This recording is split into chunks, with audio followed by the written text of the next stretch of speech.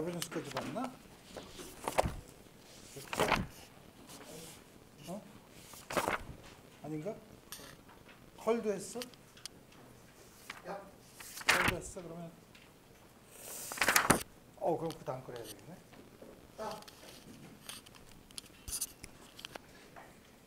컬을 했다는 거죠? 컬까지 했다는 거죠? 다 하진 않았어. 다 하지는 않았어. 약간만 했다는 게 내가 어디까지 했지? 그 컬의 데피니션까지 했나? 아니면 그거의 기하학적인 의미를 내가 얘기하지 않았나? 컬은 아직 안 하고. 오케이. 그럼 거기서부터 하면 되겠네.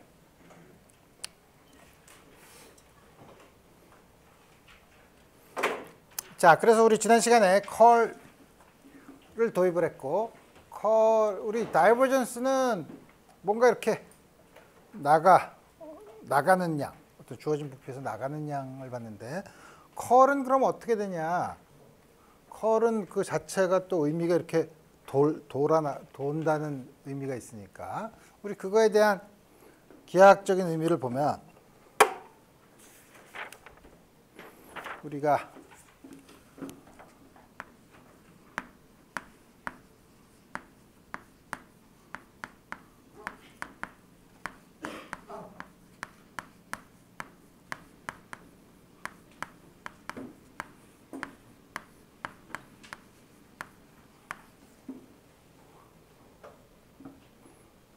다음과 같은 양.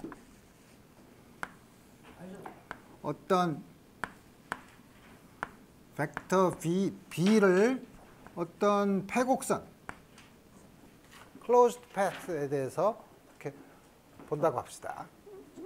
적분을 이렇게 한다고 치면 다음과 같은. 우리 이거를 잘게 나누어. 편의상 XY 평면에 있다고 칩시다. 그래서 이 작은 거,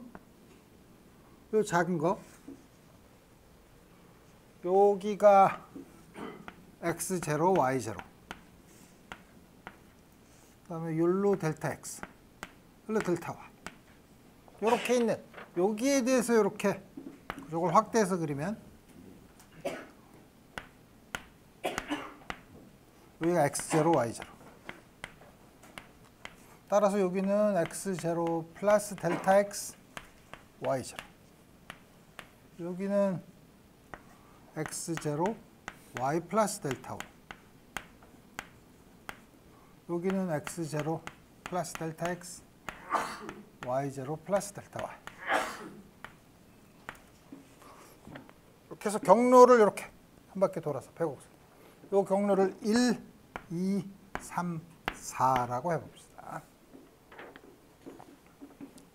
경로 1에 대해서는 X축 방향이니까 ds가 이게 dx 곱하기 i가 될 테니까 X축 방향으로 보면 X0부터 X0 플러스 델타 X까지 B의 X성분 X0, Y0, dx. 요거는 뭐 거의 여기 값이나 거의 비슷하다고 보면 다음과 같이 우리 쓸 수 있고, 델타 X가 굉장히 작은 경우. 그럼 이거는 이게 거의 이게 델타 X가 아주 작으면 그때 B 값이 이게 거의 일정하니까 BX X0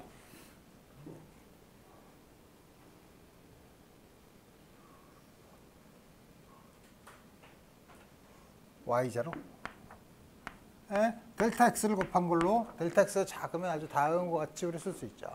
델타 X가 아주 작으면 그 안에서는 구간이 아주 작으니까 이건 거의 일정하고 원래는 XY인데 그 안에서는 X0, Y0를 거의 일정하고 다만 길이만 곱해준 걸로 델타 X가 굉장히 작은 경우.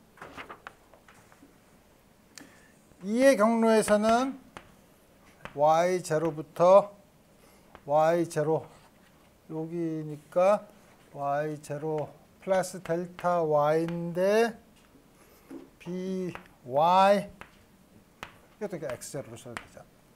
여기는 값이 요 점에 시작하는 점이라고 쓰면 x0 플러스 델타 x y0 dy. 그래서 이건 대략 by x0 플러스 델타 x y0 dy. 경로 3에 대해서는 이제는 이게 마이너스 방향이니까 마이너스 마찬가지로 하면 마이너스 bx x0 플러스 요 점에서 시작한 거니까 델타 x y0 플러스 델타 y에다가 델타 x 다음과 같이 쓸 수 있죠.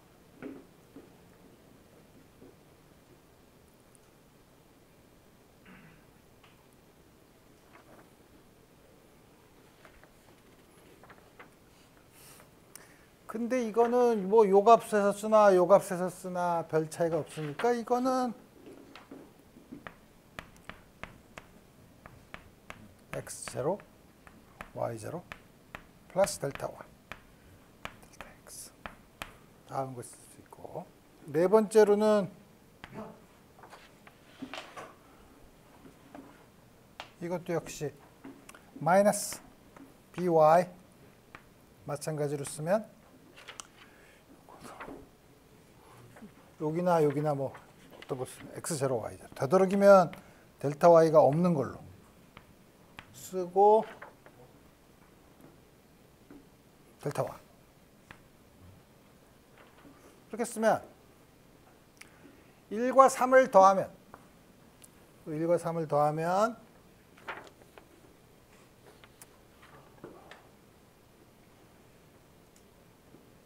요 x0는 똑같은데 y0가 y 요거를 델타 y가 작으니까 델타 y에 대한 시리즈 테일러 시리즈 익스펜션을 하면 요게 bx0 y0 더하기 델타 y에 요거를 y에 대해서 미분한 얘기죠. 남는 거는 x0 y0는 요거랑 캔슬이 되고 더하면 얼마가 남냐면 마이너스 dbx dy 델타 x 델타 y. 물론 요거는 x0 y0에서 bx 값은 그렇게 주어지고 2, 4에서 보면 역시 마찬가지로 보면 dby dx 델타 x 델타 y죠. 따라서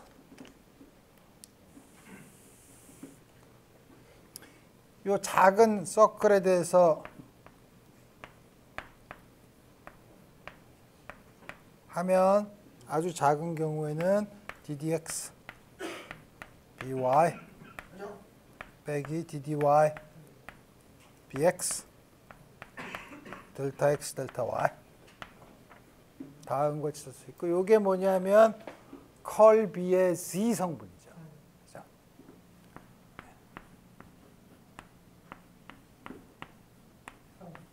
Z 성분 다음과 같이 쓸 수 있죠. 그래서 보면 지금 이거를 한 거는 물론 이 전체 이거에 대해서 하는 거는 요걸 다 더하면 이웃한 거랑 여기서는 이렇게 가지만 이웃한 거를 보면 요거끼리 서로 이웃한 거에서는 서로 방향이 반대니까 더하면 캔슬이 되고 요걸 모든 거에 대해서 다 더하면 요 바깥에 대해서만 남는 게 남죠. 어쨌든 그걸 보면 요거에 대해서 요 경로에 대해서 이렇게 돌아가면서 선적분을 한 게 그 면적에다가 컬 B를 한 양이랑 같다는 거죠. 그래서 이게 이렇게 돌아가는 양을 우리가 보는 측정 돌아가는 양에 대한 척도를 볼 수 있는 거라고. 그래서 우리가 서큘레이션이라고 하고 우리가 지난번에 다이버전스 다이버전스가 0인 벡터를 솔레노이달하다고 했는데 여기서는 B가 만약에 이게 0이면 B를 이로테이셔널한 필드라고 얘기해요. 로테이셔널의 반대말이죠.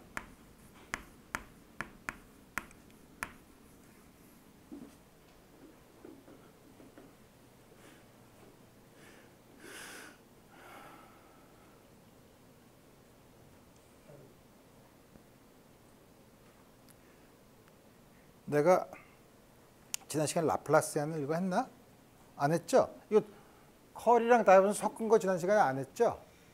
내가 하다 보니 헷갈려가지고 다시 하면 되지 뭐. 자, 그래서 지금 우리 다이버전스랑 컬을 했으니 우리 마치 벡터에서 스칼라 프로덕트랑 벡터 프로덕트가 있으면 여러 가지를 섞어서 또 연산을 할 수 있으니까 우리 디퍼런셜 오퍼레이터도 벡터 대신에 디퍼런셜 오퍼레이터 그레디언트를 써서 여러 가지 연산을 할 수 있는데 그 연산이 여러 가지가 뭐가 있냐면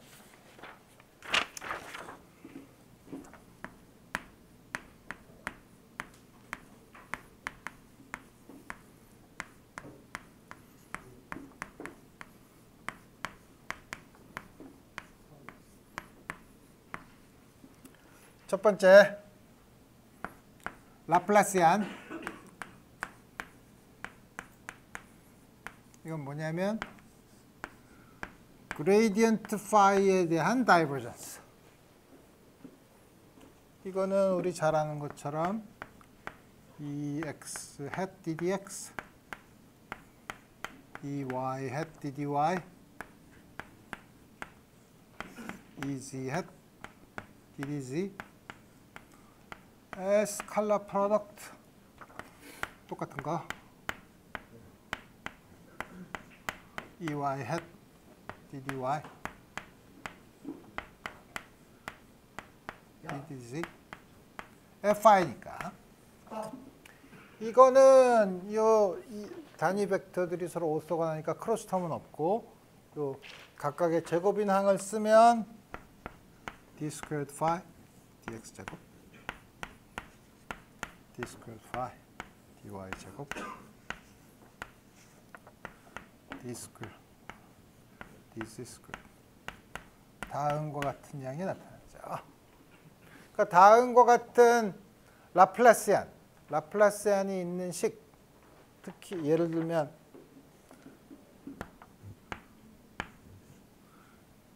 이걸 우리가 이렇게 그냥 제곱으로 이렇게 이거를 그냥 이렇게도 쓰기로 하는데 이게 0인 거.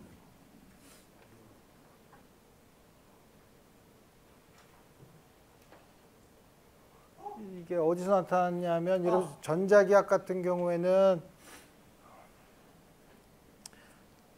전하가 전부 다 서 있는 경우 정전기인 경우 벡터 전기장을 스칼라 포텐셜로 쓸 수 있는데 그 다음에 요거의 다이버전스를 취한 게 0, 차지가 없는 경우 다음과 같은 이퀘이션은 이제 앞으로 전자기학에서 여러분들이 많이 풀 텐데 다음과 같은 걸 그래서 우리가 라플라스 이퀘이션이라고 불러요. 라플라시안이 나오는 식.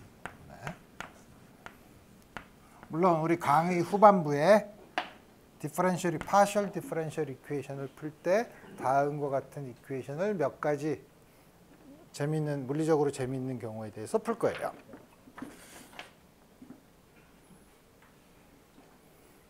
예를 들어서 그럼 우리 다음과 같이 그냥 하면 재미가 없으니까 예를 들면 이렇게 분필이 없어. 모든 걸 다 박살내는구나.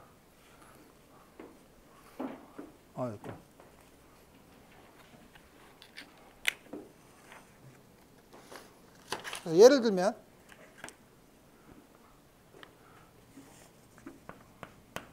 우리 지난번에 이거 하나 그랬죠. 우리가 파이가 예를 들어서 R만의 함수라고 해봅시다.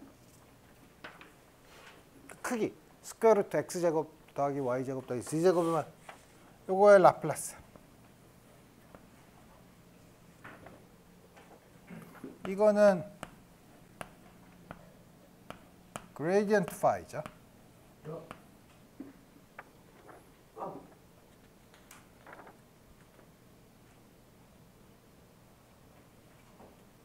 근데 우리 지난번에 gradient phi 했죠. gradient phi, 아니, 여기 r만의 함수일 때는 우리 어떻게 썼냐면 어떻게 썼나? d phi dr r hat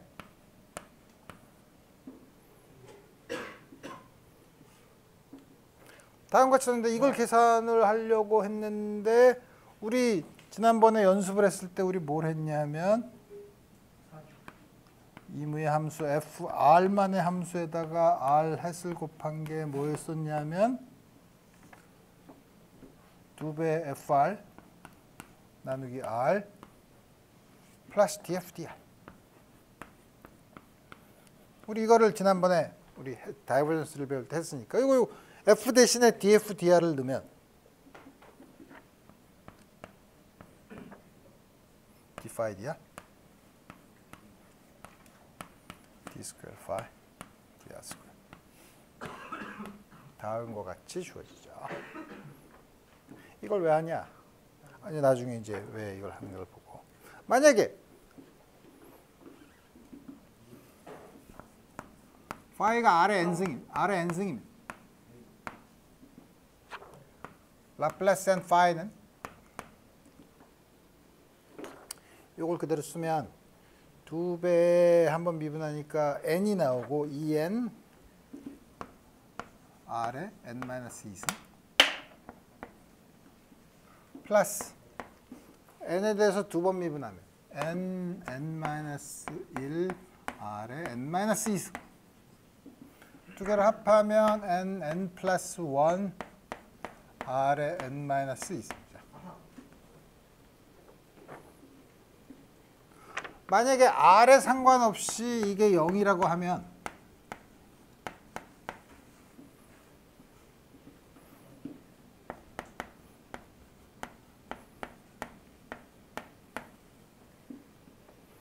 그러면 그런 경우는 어떻게 되나? 여기서 보듯이 이게 r에 상관없다면 요게 0이 돼야 되는 거죠. n이 0인 경우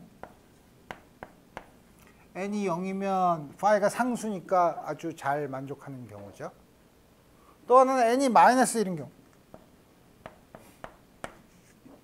n이 -1이면 r분의 1이죠.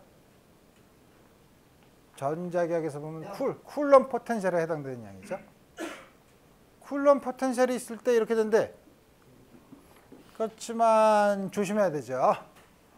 r분의 1은 r이 제로인 곳에서 미분이 가능하지 않기 때문에 우리 만약에 가운데 포인트 차지가 있으면 약간 달라지긴 해요. 우리 그건 조심해야겠습니다. 자, 그러면 이 두 개가 있고 또 하나는 라플라시안을 했고 두 번째는 여러 가지 결합하면 되죠.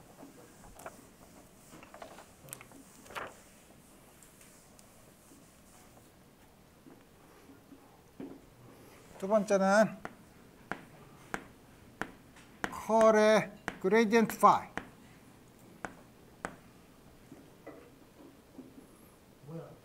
이건 뭐죠? 이건 어떻게 해야 되나?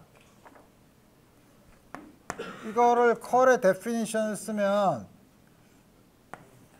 ex 이 determinant로 쓰면 컬은 다음과 같이 쓰고 첫 번째 거 ddx, ddy, ddz 두 번째 컬 ddx, ddy, ddz 의 파일을 작용하는 거죠. 근데 여러분들이 이거를 그냥 무식하게 계산하려고 하지 말고 판별식의 한 로우와 다른 로우가 똑같은 게 있으면 판별식이 0이죠. 디터미넌트가 0이기 때문에 이게 0이에요. 이게 0인 거는 파이가 무슨 함수인 경우에도 상관없이 항상 0이라는 거죠. 그렇죠? 이거는 아이덴티컬하게 모든 어떤 파이에 대해서도 항상 성립하죠.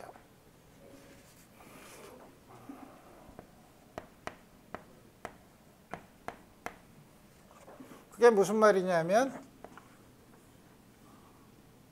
컬을 취했을 때 항상 0이 되는 필드를 우리가 뭐라고 했었냐 하면 다음과 같은 필드를 이로테이션을 하다고 하죠. 그레디언트 파이는 항상 이로테이션을 해요. 다시 말하면 컬을 취하면 항상 0이 되죠. 여러분들이 판별식을 쓰는 게 불편하면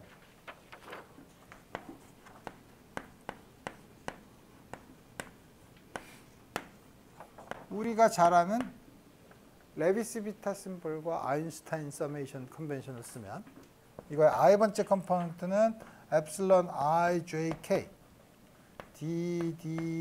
ddxj의 그레디언트 파이의 k번째 jk ddxk 파이 이걸 쓰면 되죠. 근데 이 뒤에 있는 요양 물론 서메이션 j와 k에 대한 서메이션을 생략한 거예요. 근데 이 두 개의 디퍼런셜 오퍼레이터 두 개 있는 거는 j와 k를 바꿔도 똑같죠. 다시 말하면 j와 k를 바꾸는 것에서 시메트릭하죠. 요거는 j랑 k를 바꾸는 거에 대해서 엔티시메트릭하죠. 이게 0이에요. 아이덴티컬리 0이에요.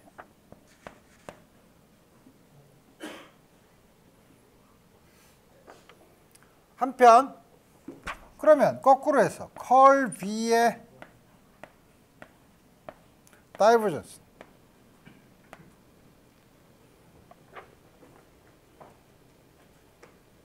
다이버전스는 우리 저 디터미넌트를 쓰면 컬 V는 여기다가 요게 뭐냐면 EX, EY, EZ, DX, DY, DZ 그 다음에 요게 V가 VX, VY, VZ인데 그거에다가 다이버전스를 취하면은 여기다가 DDX, DDY, DDZ, DDX, DDY, DDZ, VX, VY, VZ 이것도 로 두 개가 같기 때문에 아이덴티컬리 0이죠. 그렇죠? 이것도 물론 여러분들이 레비스-비타 심볼을 쓰면 요 스칼라 프로덕트니까 요거에 i번째 컴포넌트, i번째 컴포넌트를 썸을 하면 되죠. 그죠? 그래서 요거는 ddx, 요거는 ddxi. 요거의 i번째 컴포넌트가 뭐지?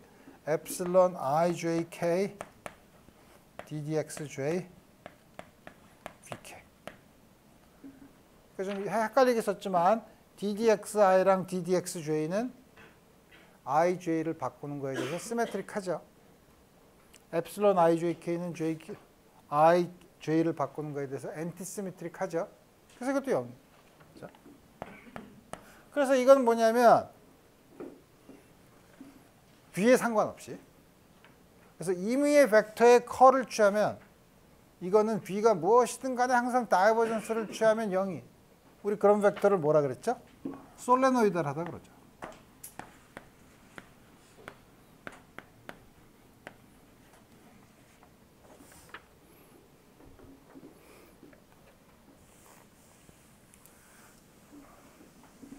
마지막으로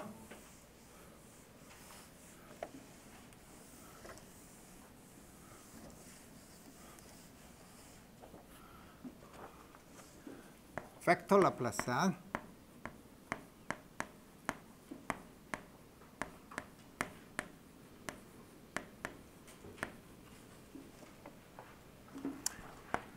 두 개를 됐으니까 이제 안 한 게 있죠. 이건 쓰려고 그러니까 헷갈려. 이런 식으로 다 쓸 수도 있지만 우리 그렇게 쓰면 별 도움이 안 되니까 우리 그럼 우리가 잘 아는 레비스-비타 심볼을 쓰면 우리 어떻게 하죠? 요거의 i번째 컴포넌트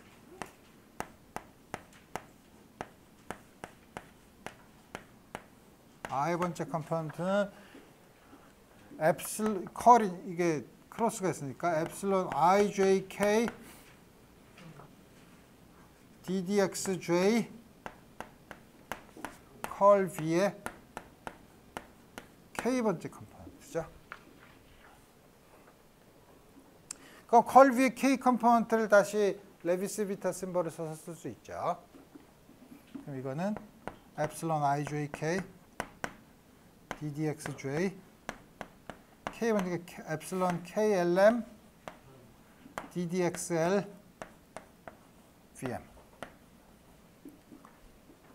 그 다음에 엡실론 klm은 사이클릭 퍼뮤테이션에 대해서 부호가 바뀌지 않으니까 k를 뒤로 보내도 되고, 그럼 요거랑 요거를 프로덕트를 시키면 델타 il 델타 jm 빼기 델타 im 델타 jl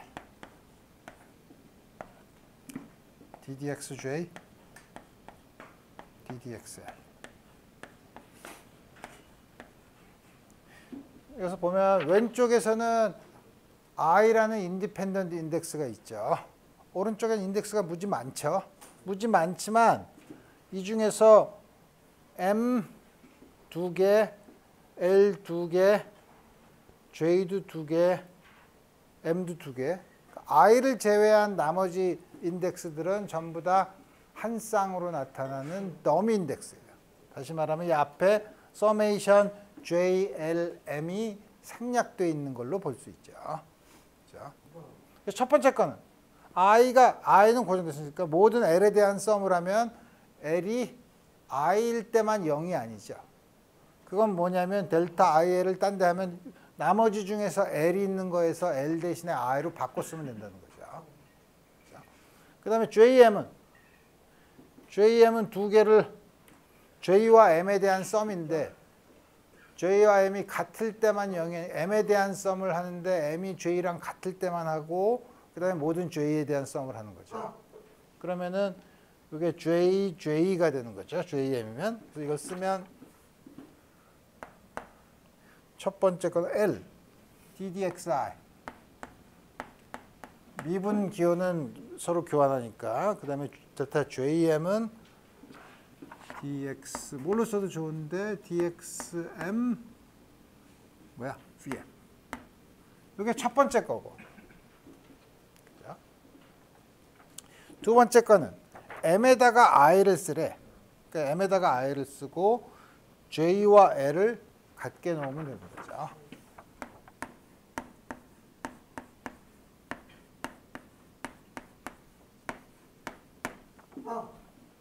이제 다시 원래 거로 바꾸면 요게 아인슈타인 서메이션을 컨벤션을 써서 하면은 dvx dx 더하기 dvy dy 더하기 dvz dz 다이버전스 v죠.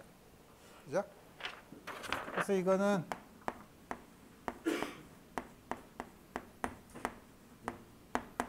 다이버전스 v. 이거는 x에 대한 2차 미분 더하기 y에 대한 2차 미분 더하기 z에 대한 2차 미분. 라플라스안이죠. 그죠? 가 돼서 이거를 i번째 성분을 구했으니까 그럼 벡터 이거는 이 앞에 있는 요게 뭐냐면 그레디언트의 i번째 성분이죠. 그러니까 i번째 성분이 그냥 그레디언트 다이버전스 v 빼기 라플라시안 v. 다음과 같이 쓸 수 있죠. 여기 나오는 요거는 좀 복잡하죠. 여러분들이 나중에 맥스웰 방정식을 스칼라 포텐셜이랑 벡터 포텐셜로 바꿔서 쓰면 이런 항이 나타나요. 요거는 벡터에 붙인 라플라시안이라고 해서 다음과 같이 쓰는데 요거는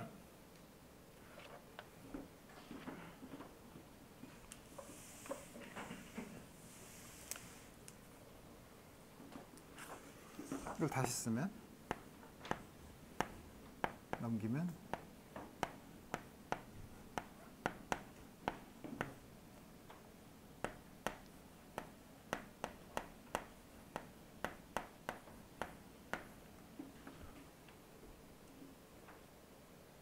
다음과 같이 쓸 수 있죠. 벡터 라플라시안은 스칼라에 대한 라플라시안을 쓴 거랑 달라요. 벡터 라플라시안은 우리가 스칼라인 경우는 이거 어떻게 되죠? x에 대한 2번 미분 더하기 y에 대한 2번 미분 더하기 z에 대한 2번 미분을 하죠.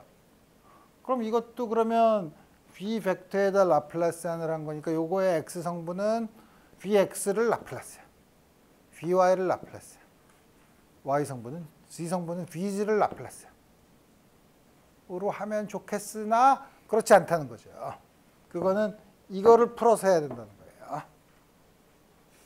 그러니까 벡터 라플라시안은 요거를 각각 요거의 i번째 성분에다가 라플라시안을 취한 거랑은 지금 잘 모르겠지만 좀 이따가 이제 여러 가지 종류의 좌표계를 볼 텐데 요거를 실린드리칼 코디네이트에서의 벡터 라플라시안, 스페리칼 폴라 코디네이트에서의 라플라시안, 벡터 라플라시안 이걸 볼 거예요. 아마 가만히 있어 보자. 카르티시안 코디네이트에서는 같은 것 같은데? 카르티시안 코디네이트에서는 같을 것 같은데 다음과 같이 우리 여러분들이 이제 확인해 보면 되고. 자, 지금까지 해서 미분을 봤으니 이제 벡터 캘큘러스에서 적분. 원래 캘큘러스 그러면 미분을 하면 반드시 적분을 해봐야 됩니다. 이제 적분을 한번 생각해 봅니다.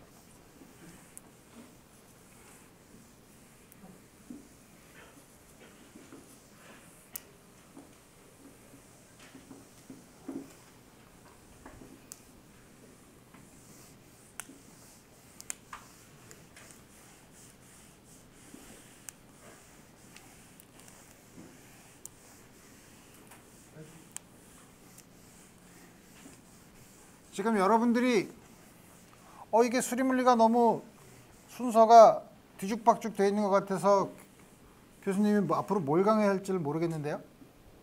라는 생각이 들었을지 모르지만 앞에 내가 뜬금없이 시리즈부터 시작했죠. 시리즈를 왜 했더라? 시리즈를 해서 시리즈의 컨버전스를 봤죠. 시리즈의 컨버전스라는 걸 이해한 다음에 함수의 유니폼 컨버전스를 봤죠.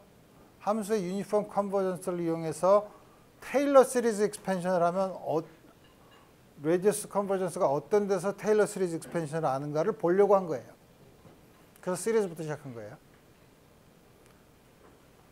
그럼 이거를 시작한 거는 물론 벡터 캘큘러스 자체로도 의미가 있지만 지금 나타나는 여러 종류의 디퍼런셜 오퍼레이터가 있죠. 그러니까 여러분들이 지금 카르티시안 코디네이트에서 여러 가지 디퍼런셜 오퍼레이터, 그다음에 디퍼런셜 오퍼레이터 여러 개를 곱한 거를 써서 여러분들이 봤지만 이제 카르티시안 코디네이트이 그렇게 만병통치약은 아니라는 거죠. 다시 말하면 좌표축은 우리가 좌표축에 노예가 될 필요가 없죠. 좌표축은 우리가 항상 마음대로 쓸 수 있는 거죠. 마음대로 쓴다면 그럼 도대체 뭘 써야 되는데? 그때 우리를 이끌어가는 가이딩 프린시플이 뭐냐면 시미트리가 뭐가 있냐를 보는 거죠. 그래서 만약에 실린드리칼 시미트리가 있으면 그 실린드리칼 시미트리를 가장 잘 보여주는 좌표계, 실린드리칼 코디네이트를 쓰고, 스페리칼 시미트리가 있으면 스페리칼 시미트리를 가장 잘 보여주는 좌표계, 스페리칼 폴라 코디네이트를 쓰는 거죠. 그래서 우리 좌표계는 우리가 마음대로 쓸 수 있지만 그 좌표계를 썼을 때 문제를 가장 간단하게 볼 수 있는 우리 좌표축을 우리가 정해서 쓸 수 있다는 거예요. 근데 이제 여러분들이 처음에 디퍼런셜 오퍼레이터나 이런 걸 쓰면은 처음에 익숙하지 않으니까 우선 카르티시안 코디네이트에서 전부 다 이제 지금까지 연습을 하고 적분도 연습을 하고 그 다음에 다른 좌표계에서 지금까지 썼던 아까 라플라시안, 다이버전스 뭐 이런 여러 가지 양들을 다른 좌표계에서는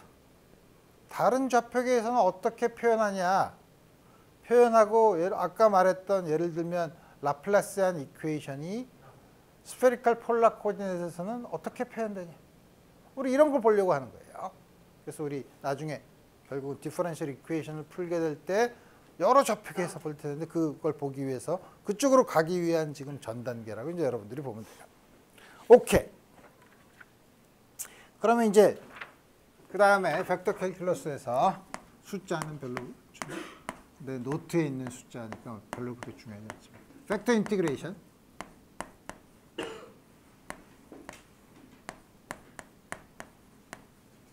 인티그레이션이 여러 가지가 있을 수 있죠.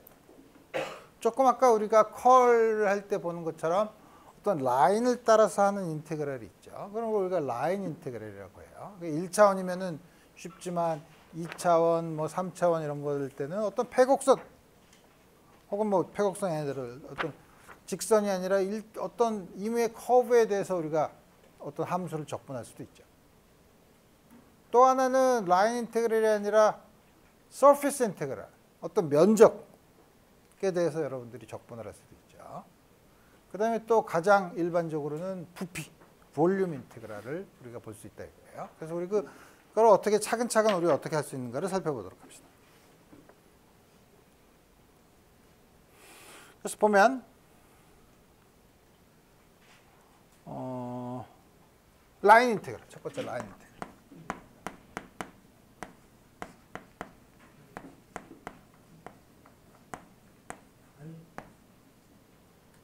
라인 인테그랄은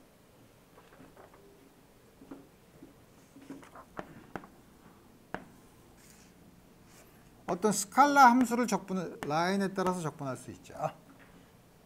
어떤 적당한 패스를 C라고 합시다. 우리 적당한 곡선은. 그거는 폐곡선일 수도 있고 그렇지 않을 수도 있죠. 양쪽에 엔드 포인트가 있을 수도 있죠.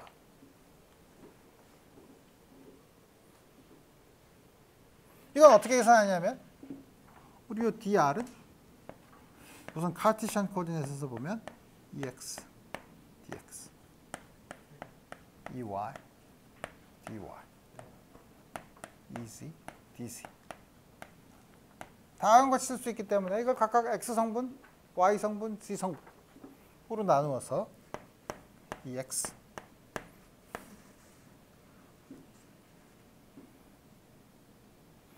phi, x, y, z, dx, ey, phi, x, y, z, dy, ez, phi, x, y, z, dz. 이렇게 쓰면 되지만 다음과 같이 쓰는 거는 굉장히 여러분들에게 잘못된 생각을 넣어줄 수 있어요. 왜 그러냐 하면 x에 대한 적분을 할 때 y, z는 그러면 x에 대해서 인디펜던트한 양이냐? 그렇지 않다는 거죠. 그 커브를 따라서 볼 때는 이거 x에 대해서 적분을 할 때는 틀림없이 요 패스가 있으니까 패스에 대한 식이 있을 거 아니에요? 그 식에 따라서 y, z도 x의 함수로 표현을 해야 돼요. 그런 다음에 이걸 전부 다 x만에 적분을 하는 거죠. 여기 yz라고 써서 yz가 x의 인디펜던트 할 거라는 생각은 하지 말아야죠. 그거는 y에 대한 적분을 할 때는 xz를 y에 대한 함수로, z에 대한 적분은 xy를 z의 함수로. 어떻게?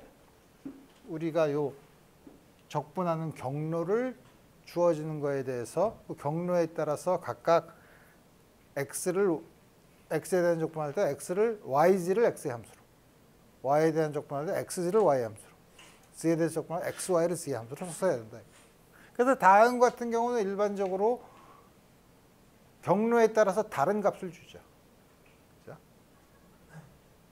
왜냐하면 저 안에 지금 똑같이 이렇게 썼지만 x, y 각각의 적분에서 예를 들어서 x에 대한 적분할 때 yz가 x에 어떻게 의존하느냐 하는 거는 그 적분하는 경로에 따라서 달라지죠.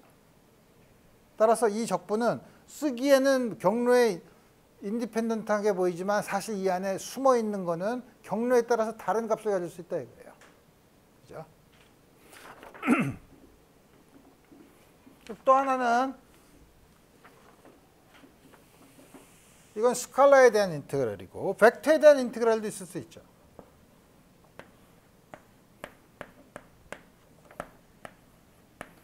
여러분들한테 익숙하게 하기 위해서 다음과 같이 F라는 노테이션을 썼는데 이거는 여러분들이 이게 만약에 힘이라고 하면 한 1이죠. 그죠? 첫 점에서 마지막 점까지가 한 1이죠. 이건 어떻게 하냐면 우리 역시 아까 dr에 대한 표현을 쓰면 x 성분 xyz dx 인테그랄 fy 요것도 c를 다 써줘야 되겠지. y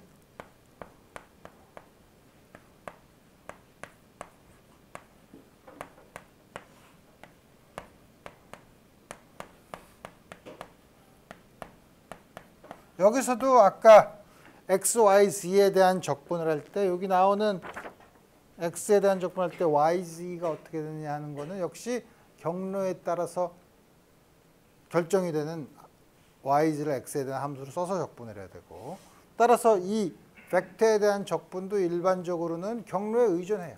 그렇죠? 경로에 의존하는 얘기예요. 이게 경로에 의존하지 않으려면 f가 특별한 성질을 가지고 있어야 돼요.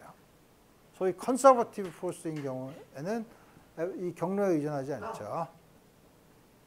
컨서버티브한 경우는 우리 다음에 생각해 보도록 하고 우리 다음 같이 얘기하면 우리 이렇게만 그냥 쓰면 여러분들이 헷갈리니까 우리 아주 간단한 예를 들어봅시다. 아주 간단한 두 개의 라인 인테그랄에 대한 예를 들어보면 첫 번째 경우 스칼라에 대한 인테그랄. 스칼라를 뭐라고 할까? 2차 XY 플레인에서 파일을 그냥 일로 놔. 너무 쉬워. 그 다음에 경로는 패턴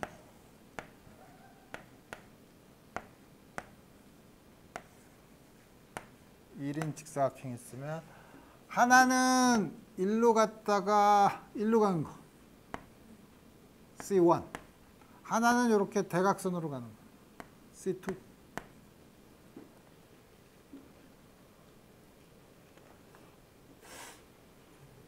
어떻게 계산하죠? IC1을 따라서 가는 거는 EX 인테그랄 dx x가 어디서부터 어디까지? 0부터 1까지 엄밀하게 얘기하면 이때는 phi x는 있고 y는 0인 곳이죠. 0인 곳에 다음과 같이 주고 이 y hat 인테그랄 0부터 1까지 dy phi는 1y죠. 다음과 같이 써야 되죠. 내가 지금 이걸 1로 썼지만 이게 일반적으로 x와 y의 함수일 때는 다음과 같은 양을 집어냈죠. 왜냐하면 여기서는 y가 0고 여기서는 x가 1인 라인을 따라서 가는 거니까 다음과 쓸 수. 근데 우리 아주 트리비얼하게 그냥 이걸 1이라고 하면 1을 적분하면 1이니까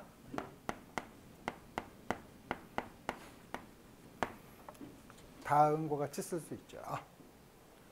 경로 C2에 대해서 하는 거는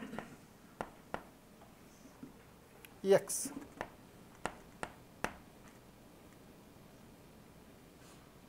인테그랄 0부터 1까지 x 0부터 1까지죠. dx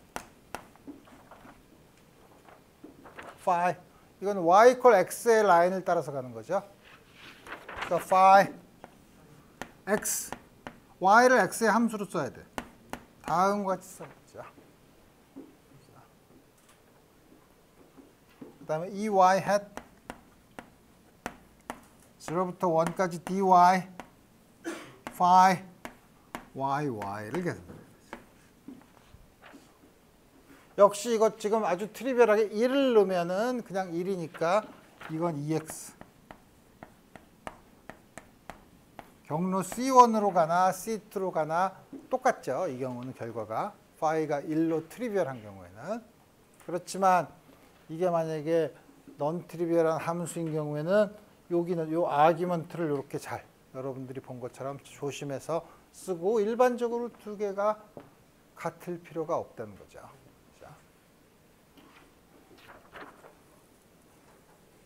그 다음에 요 두 번째 벡터 이렇게 벡터에 대한 스칼라 프로덕트로 되는 라인 인티그랄을 예를 들어 보면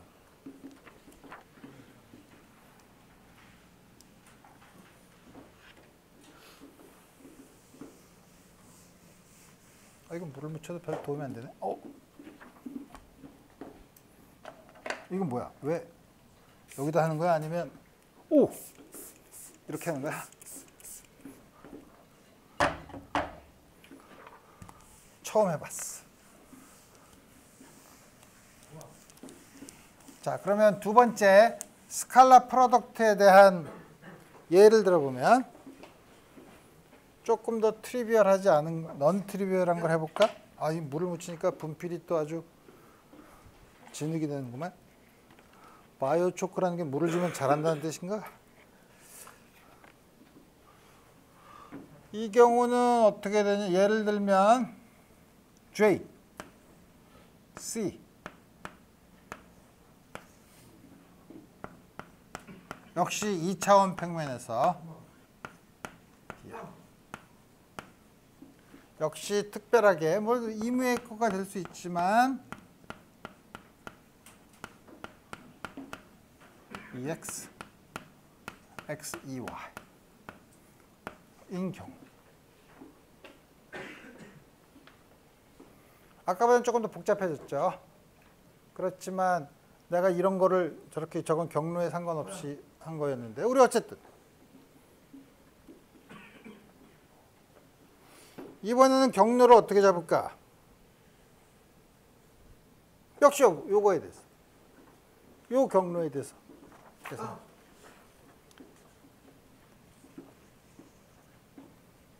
J, C, 1을 통해서 가는 거는 인테그랄 0부터 1까지 dx, fx 1이면 1 중에서 밑에 x축으로 가는 거는 x0죠.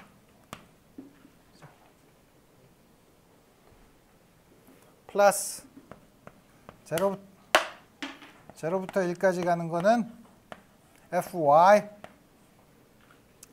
x는 1, y. 이거 계산해야 되죠. 첫 번째는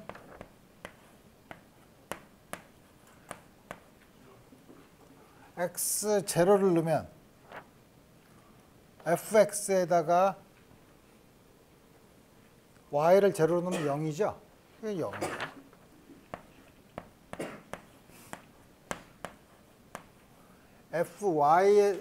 y 성분에다가 x가 1, y를 넣으면 1이죠. 다음과 같이 주어졌죠. 1이죠. 그래서 이건 0이고 1이죠.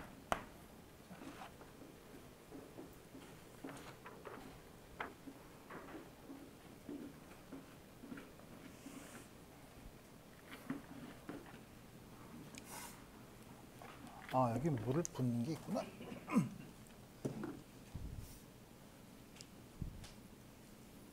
좋았어.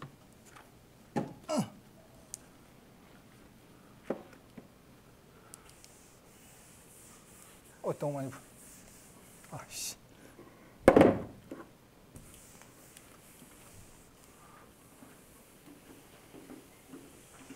이 1이고 이쪽 안 되는데.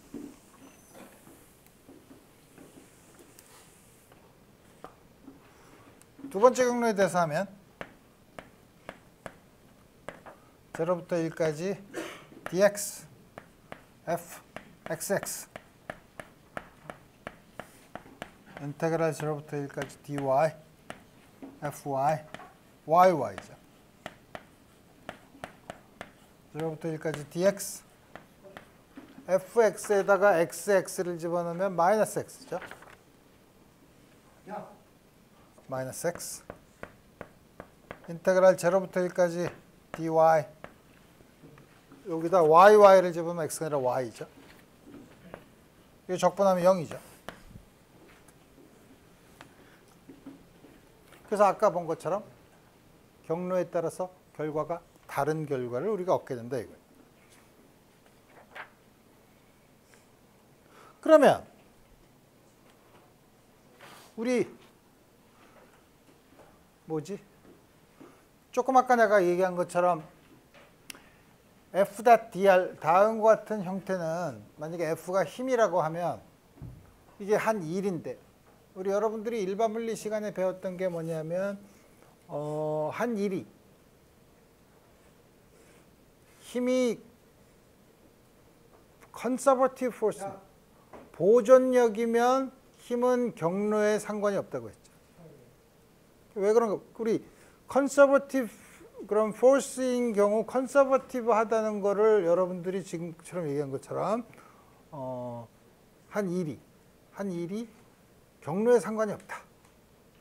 라고 하는 거를 좀 더 여러 가지로 얘기해 봅시다. 그래서 우리 이걸 보면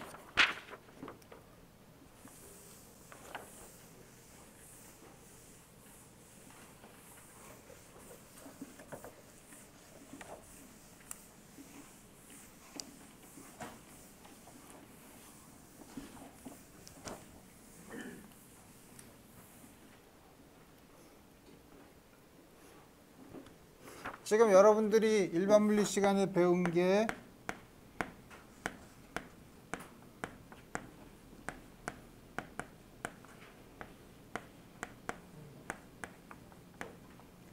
F가 컨서버티브 하면 뭐 꼭 포스일 필요는 없으니까 컨서버티브 하면 이 컨서버티브 하다는 거의 정의가 뭐였었냐면 다음과 같은 적분은 이게 첫점과 끝점이 있으면 첫점과 끝점에만 상관이 있지 경로에는 상관이 없다.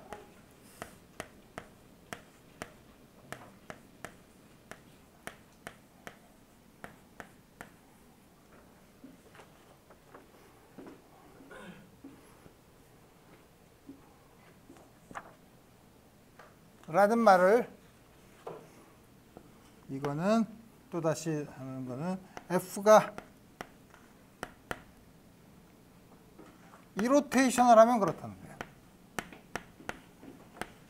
새로운 게 또 하나 더 들어왔죠. 이로테이션을 하면. 이로테이션을 하다는 게 뭐죠? 이게 0이면 컨서버티브 하다는 거죠. 그러니까 요거는 컨서버티브 하다는 거에 F가 경로에 상관이 없다는 게 혹은 closed path 이게 임의의 첫점과 끝점이 있으면 모르지만 요게 다 폐곡선. 임의의 폐곡선에 대해서는 첫점과 끝점에만 관련이 있는데 0이죠. 그러니까 요게 임의의 폐곡선에 대해서 0이면 우리 한 점에서 그거 했죠. A에서 B까지 가는 경로가 이렇게 가는 거랑 이렇게 가는 게 경로에 상관없이 똑같으면 이렇게 갔다가 이렇게 오면 0이 돼야 된다는 거죠. 그죠? 왜냐하면 이거에서 이걸 빼주는 거니까. 요게 인디펜던트 패스라고 얘기하는 거는 사실은 뭐랑 이퀴벌런트 하냐면 클로즈드 패스에 대해서 적분하면 0이라는 거죠. 요게 여러분들이 1학년 때 일반 물리 시간에 컨서버티브 포스에 대해서 이 세 가지 스테이트먼트가 동등한, 이퀴벌런트 하다는 사실을 여러분들이 컨서버티브 포스라고 배웠죠. 이제 수리물리를 배웠으니 이거는 전부 다 컨서버티브 하다는 걸 적분의 형태로 표현한 거예요. 컨서버티브 필드를 특성을 미분의 형태로 표현한 거는 컬 F가 0. 이로테이션을 하면 된다. 왜 그런가 봅시다. 이게 0이면 우리 조금 아까 본 것처럼 이건 어떻게 쓸 수 있죠? 임의의 스칼라 필드의 그레이디언트를 쓸 수 있죠. 이건 파이에 상관없이 항상 컬이 0이죠. 그죠? 마이너스는 그냥 관습상 붙인 거예요. 마이너스 안에다가 흡수시켜서 할 수도 있으니까. 어쨌든 포인트는 컬 F가 0. 이로테이션을 하면 F는 어떤 스칼라 함수의 그레이디언트를 표현할 수 있어요. 그러면 dr 마이너스 그레이디언트 phi dr이야. 이게 뭐예요? d phi dx 곱하기 dx, d phi dy 곱하기 dy, d phi dz 곱하기 dz. 이게 뭐죠? 그걸 나타내는 거죠. 그죠?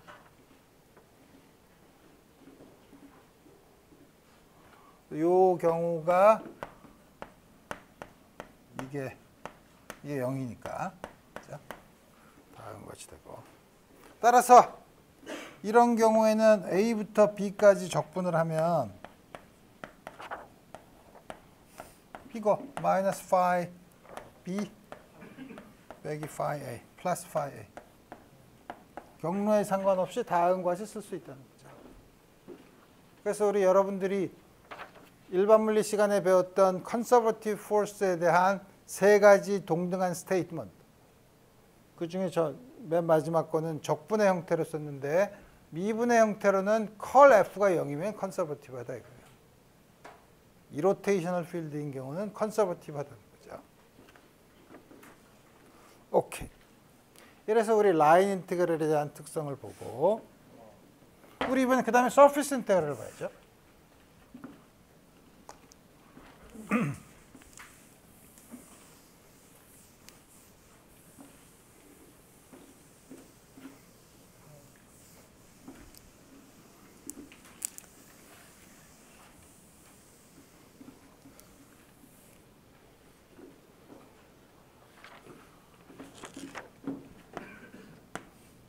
서피스 인티그럴.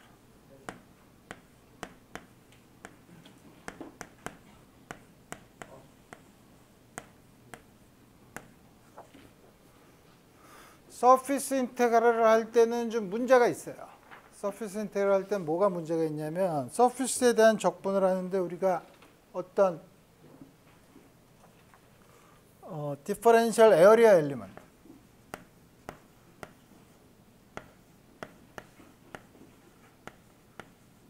우리가 보통 면적을 dA 혹은 d 시그마라고 쓰는데 여러분들이 역시 일반 물리 시간의 가우스 법칙 같은 걸 보면은 이 크기뿐만 아니라 플럭스 같은 걸 보면 이 면적이 향하는 방향, 우리 이런 걸 생각해야 되죠. 그래서 사실 요거는 벡터의 형태로 써요. 크기는 그 작은 서피스 에어리어를 보지만 방향을 정해야 된다 이거예요. 방향을 정할 때 방향을 정하는 방법은 여러 가지가 있을 수 있죠.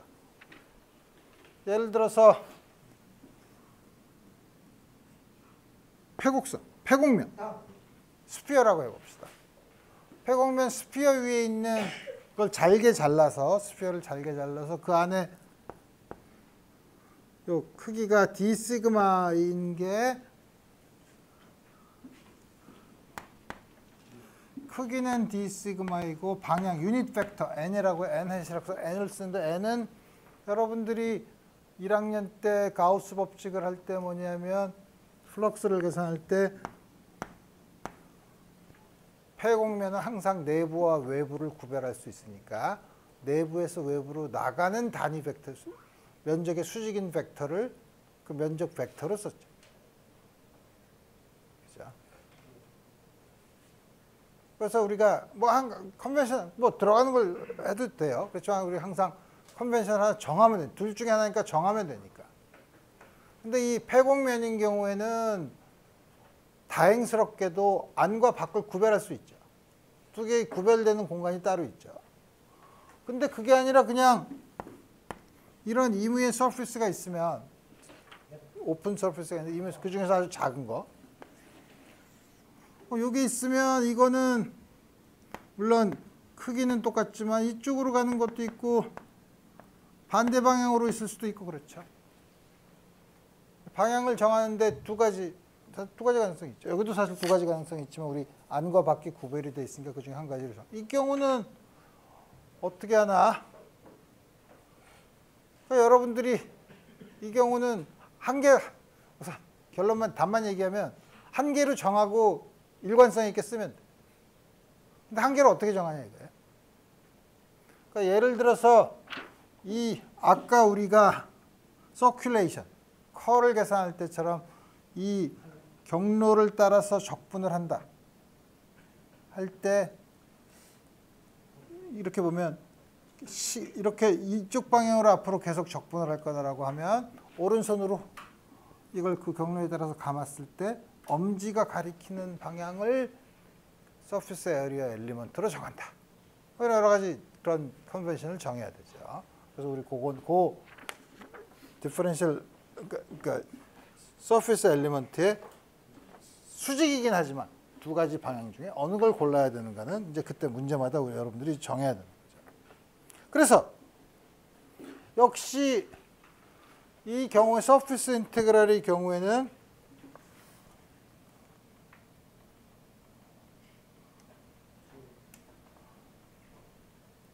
뭐냐면 어떤 걸 보냐면 예를 들면 디시그마 스칼라에 대한 거 혹은 스칼라 프로덕트에 대한 거 여러분들이 이거 플럭스를 계산할 때 했고 안 해봤던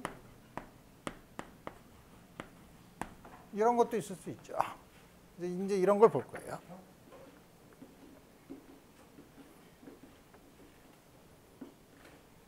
그러면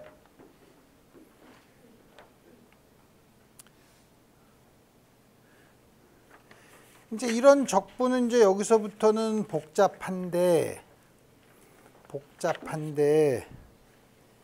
이거를 어떻게 하면 좋을까? 어떻게 하면 좋냐 하면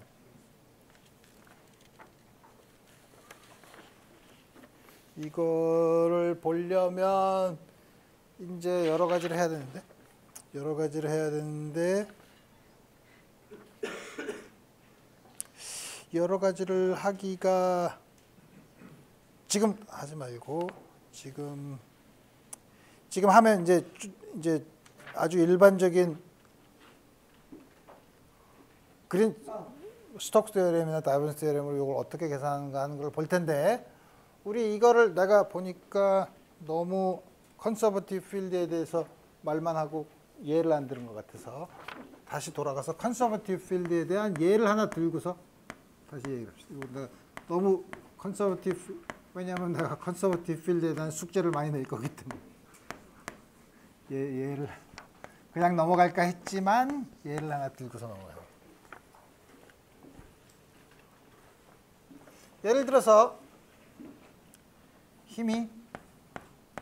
F가 EXY 마이너스 2, 3승 I X 스퀘어드 J 뭐 EX, EY, EZ, IJ, K 뭐 섞어서 내가 쓸 테니까 마이너스 3X C 스퀘어드 플러스 1K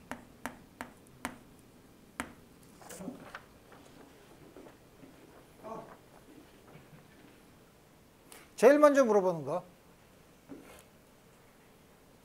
컨서버티브 하냐? 컨서버티브 하냐라는 걸 물어보면 이제 뭘 하면 되죠? 컬을 취해보면 알죠? 그죠?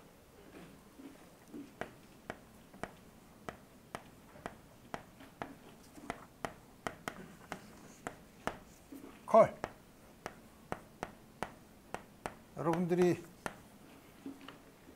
디터미넌트를 하는 거에 대해서 익숙하지 않아도 이제 내가 나랑 자꾸 하다 보면 이제 익숙해질 테니까 ddx, ddy, ddz f가 exy 마이너스 2 3승 x제곱 마이너스 3xc 스퀘어드 마이너스 1 I번째 거는 요거라면 요렇게 하는 거니까 y에 대한 미분이 없으니까 0 이렇게 한 거에서 이렇게 한 거를 빼야 되는데 x 스퀘어를 0 한 것도 0 I 컴포넌트는 없어.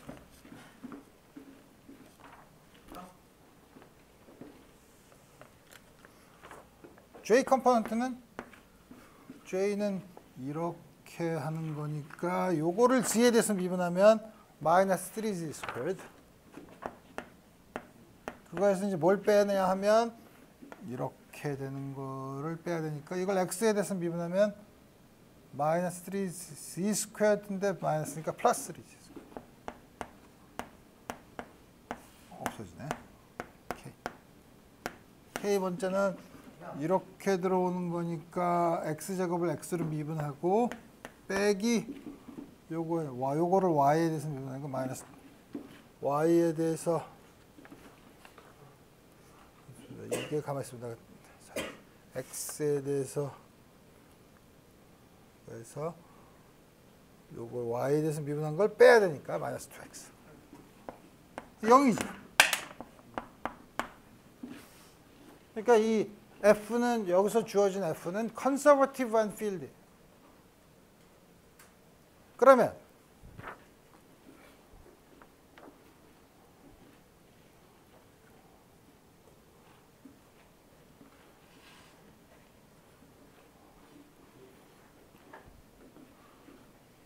두 번째 물어볼까? 그러면 틀림없이 경로에 인디펜던트 할 텐데 정말 경로에 인디펜던트 하냐?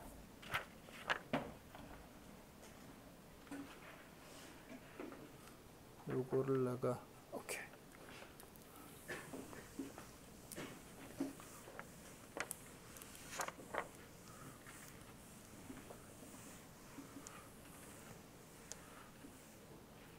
경로 인디펜던트 하겠죠 당연히.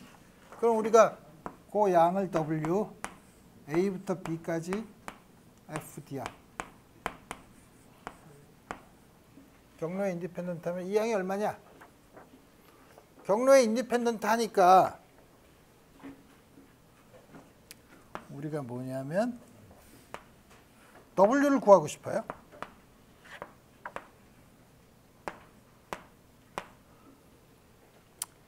A가 원점이야. A가 원점에서 색깔이 있는 걸로 하면 좋겠네.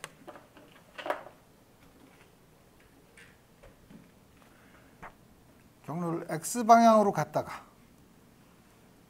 Y방향으로 Y만큼 갔다가 Z방향으로 이렇게 XYZ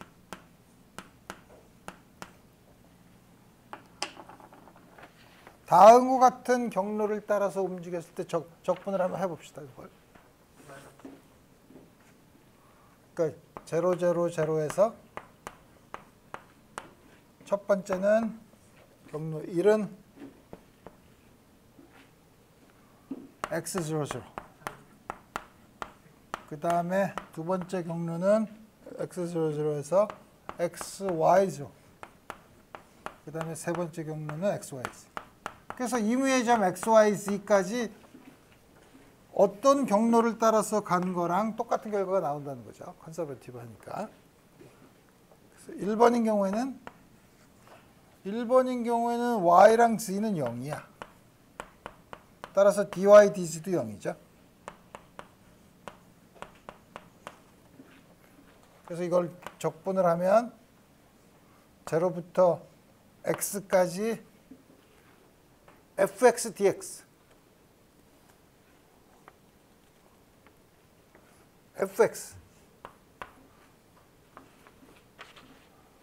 fx에다 yz를 0으로 하면 0이죠. 이 0이에요. 두 번째 경우는 x가 컨스탄트죠. x가 일정하고 x가 고정돼 있고 y가 변하고 z는 0이야. 따라서 dx도 0, dg도 0이죠. 그러니까 이 경우는 적분을 0부터 y까지 dy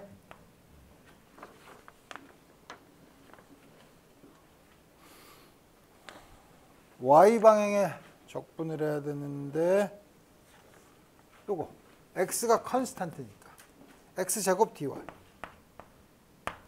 하면은 x제곱 y 세 번째는 요 경우는 x도 컨스탄트, y도 컨스탄트. 따라서 dx, dy가 0이죠. 이때는 적분을 하면 인테그랄 0부터 z까지 dz z성분 마이너스 3xz 스퀘어드 플러스 1 이거 하면 마이너스 xz 3승 마이너스 z죠. 따라서 제로에서부터 제로에서는 전부 다 0이니까 제로에서는 w는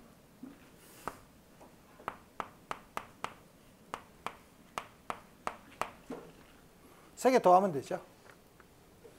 세 개 더하면 첫 번째 건 x제곱 y 마이너스 xc 3승 마이너스 c. 여기에 우리가 f를 마이너스 그레이디언트 파이라고 놓으면 이게 마이너스 파이인 거죠. 다음과 같이 해서 포텐셜을 다음과 같이 구할 수 있죠. 경로에 상관이 없기 때문에 우리가 다음과 같이 구할 수 있다는 거죠. 자, 그래서 우리 이번 시간에 다음 시간에 요 컨서버티브 포스에 대한 예를 한두 개를 더 들고 조금 아까 도입했던 서피스 인테그랄의 여러 가지 세 형태에 대해서 그 관계를 서피스 인테그랄을 다른 걸로 볼륨 인테그랄이나 라인 인테그랄로 바꾸려고 하는데 그거를 보기 위해서 간단한 티어렘, 그린스 티어렘을 먼저 살펴보도록 합시다. 오늘 여기까지 하겠습니다.